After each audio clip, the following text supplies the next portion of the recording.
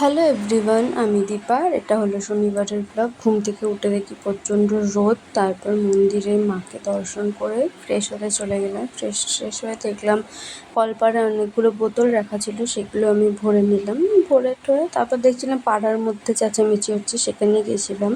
সেখানে মা বাবা দুজনেই গেছিলো, তাই আমিও একটু ঘুরতে গেলাম যে হঠাৎ করে কী হলো। তারপর বাবা বাজার থেকে এনেছিল পরোটা আর তরকারি, সেটাই খেয়ে নিলাম আমি আর আমার ভাইজি। তারপরে আকন্দ ফুলের মালা এখানে গেঁথে নিচ্ছিলাম। তারপর চান টান করে দিয়ে দিলাম পুজো দেওয়ার পর খেয়ে দিয়ে দুপুরবেলা ঘুমিয়েছিলাম। ঘুম থেকে উঠে ক্যান্ডিকে নিয়ে একটু রাস্তায় হাঁটতে বেরিয়েছিলাম, হাঁটাহাঁটি করছিলাম। আর একদিকটা হয়েছিল প্রচণ্ড মেঘ আর একদিকটায় হয়েছিল রোদ।